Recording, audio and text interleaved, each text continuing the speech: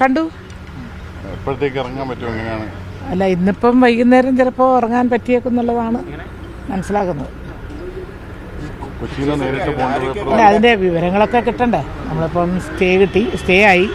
ഇനിയിപ്പോൾ അതിൻ്റെ വിവരം ഇവിടെ എത്തിക്കഴിഞ്ഞാൽ മാത്രമല്ലേ ബാക്കി നടപടി എടുക്കാൻ പറ്റുള്ളൂ. കുറേ നടപടിക്രമങ്ങളുണ്ട്. ഇന്നിപ്പം വൈകുന്നേരം ആയാൽ ചിലപ്പോൾ ഇന്ന്, ഇല്ലെങ്കിൽ പിന്നെ കിട്ടുന്നില്ലെങ്കിൽ നാളെ എന്നുള്ള. ശിക്ഷാവിധി മരവിപ്പിച്ചതിനെ പറ്റി എന്താണ് ടീച്ചറെ? അതൊരു അല്ല, ശിക്ഷാവിധി മരവിപ്പിച്ചത് അത് ഏകദേശം എല്ലാവരും പ്രതീക്ഷിക്കുന്ന ഒന്നാണ്. ഇവരുടെ 4 ആളുടെ കാര്യത്തിൽ ഇന്നലെ തന്നെ ഗോവിന്ദൻ മാഷ് അദ്ദേഹത്തിൻ്റെ പത്രസമ്മേളനത്തിൽ പറഞ്ഞിട്ടുള്ളൊരു കാര്യമുണ്ട്. ഇത് മേൽക്കോടതിയിൽ നിന്ന് നീതി കിട്ടും, അത് തന്നെയാണ് പ്രതീക്ഷിക്കുന്നത്. പ്രതീക്ഷ തന്നെ സംഭവിച്ചു. നമ്മളെല്ലാം പ്രതീക്ഷിച്ചതാണ് സംഭവിച്ചത്. മുഴുവൻ പ്രതികളെ കണ്ടു, എല്ലാവരെയും കണ്ടു. ഇല്ല, അവരോട് പിന്നെ അങ്ങനെ പ്രത്യേകിച്ച് ചോദിക്കുകയോ അല്ലെങ്കിൽ അവർ ആ രീതിയിൽ സംസാരിക്കുക. ഞങ്ങൾ സാധാരണ രീതിയിൽ മറ്റ് ഇതുമായി കേസുമായിട്ട് ബന്ധപ്പെട്ടിട്ടൊന്നും പ്രത്യേകിച്ചൊന്നും ഞാൻ ചോദിച്ചിട്ടുമില്ല, അവരോട്ട് പറഞ്ഞിട്ടുമില്ല. കാരണം വെച്ചാൽ ഈ ഇനത്തിൽ 1-ാം പ്രതി ഉൾപ്പെടെയുള്ളവരെ നേരത്തെ പാർട്ടി തള്ളിപ്പറഞ്ഞതാണ്.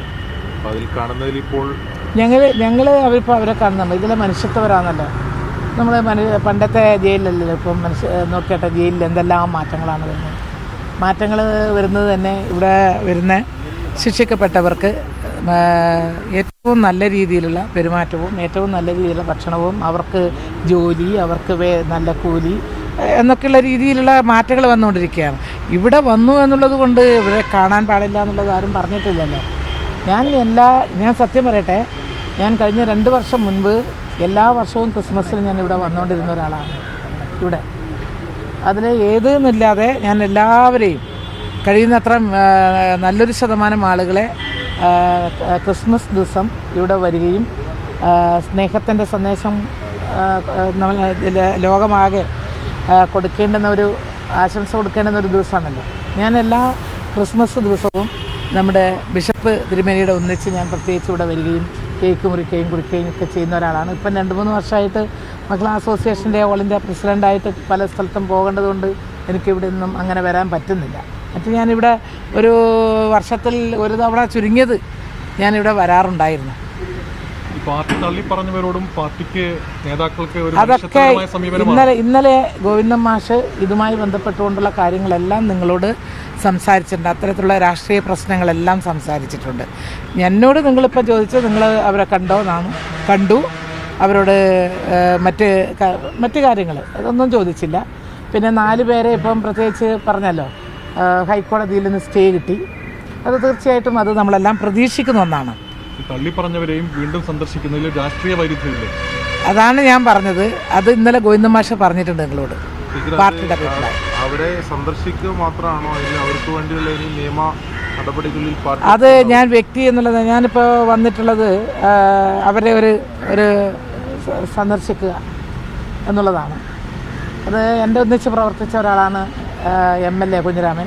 ഞാൻ മിനിസ്റ്ററായിരിക്കുമ്പോൾ ആരോഗ്യവകുപ്പ് മന്ത്രിയായിരുന്ന സന്ദർഭത്തിൽ അന്ന് എൻ്റെ ഒന്നിച്ച് സഹപ്രവർത്തകനായി പ്രവർത്തിച്ച ആളാണ് കുഞ്ഞിരാമനും മണികണ്ഠനാണെങ്കിൽ എനിക്ക് ഏറ്റവും നന്നായിട്ട് അറിയാം. അതുപോലെ 4 പേര് ഏറ്റവും നന്നായിട്ട് അറിയാവുന്നവരാണ് ഈ 4 പേരും. അവരെയും കണ്ടു, മറ്റുള്ളവരെ എല്ലാവരെയും ഒന്നിച്ച് തന്നെയാണ് കണ്ടത്. അത് ഇങ്ങനെ വിവേചനമൊന്നുമില്ല. അത് എൻ്റെ സഹോദരന്മാർ എന്നുള്ള നിലയിൽ ഞാൻ കണ്ടു, അത്രയേ ഉള്ളൂ.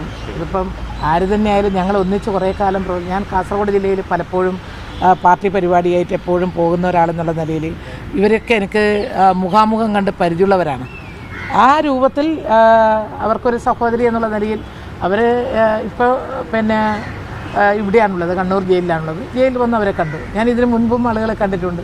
ഇവിടെ പുതിയതല്ല. ഇതിനു മുൻപും തലശ്ശേരിയിലും പാനൂരും ഒക്കെയുള്ള സംഭവങ്ങൾ ഉണ്ടായ സന്ദർഭത്തിൽ എനിക്ക് പരിചയമുള്ളവരാണെങ്കിൽ ഞാൻ വന്ന് കാണും.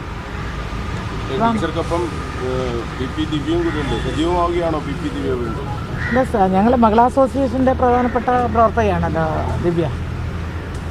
ഞങ്ങളുടെ അഖിലേന്ത്യാ ജനാധിപത്യ മഹിളാ അസോസിയേഷൻ്റെ പ്രവർത്തകയാണ്. സംസ്ഥാന കമ്മിറ്റിയുടെ പ്രധാനപ്പെട്ട ഒരു ഭാരവാഹിയാണ്.